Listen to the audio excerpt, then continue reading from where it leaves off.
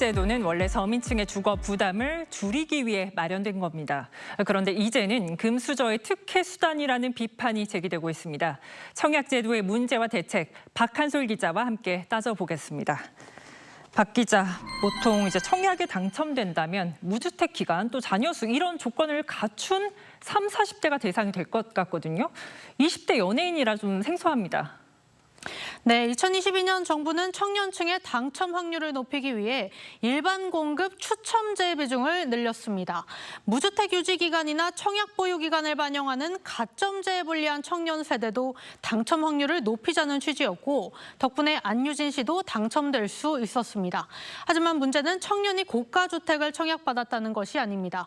대출을 잔뜩 조인 상황에서 일부 현금 동원력이 좋은 청년들만 혜택을 누리게 됐다는 게 비판의 핵심입니다. 그럼 청약제도 취지가 흐려지게 된 게 대출 규제 강화 때문이라는 건가요? 네, 지난해 10.15 대책 이후 대출 한도가 대폭 줄었습니다.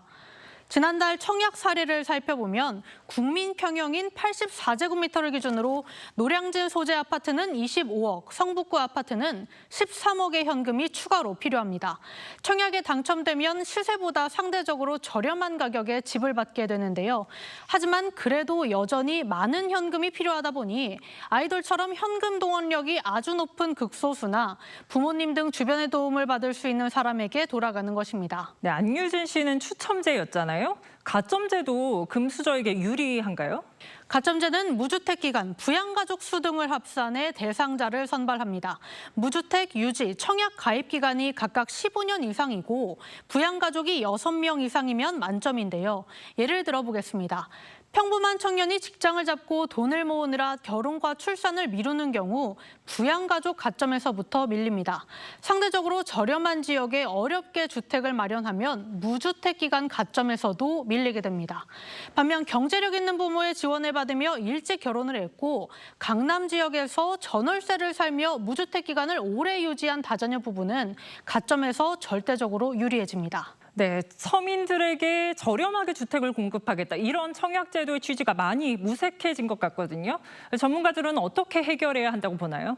집값을 잡기 위해 대출을 옥죄는 방식이 결국 청년층의 주거 사다리를 걷어찬 측면이 분명히 있습니다.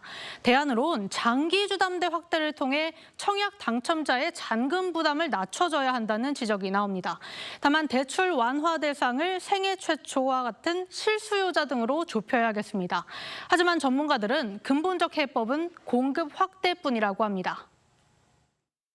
3기 신도시는 어차피 공공주택 위주로 공급을 하게 되면 분양가도 합리적으로 책정이 될 수 있고 2030 청년층에게 충분한 내 집 마련의 기회를 제공할 수 있어서 확대가 시급하다. 네, 정부가 청약 제도뿐 아니라 실수요자들이 실제 집을 살 수 있는 여건 자체까지 살펴보는 게 중요할 것 같습니다. 박 기자 잘 들었습니다.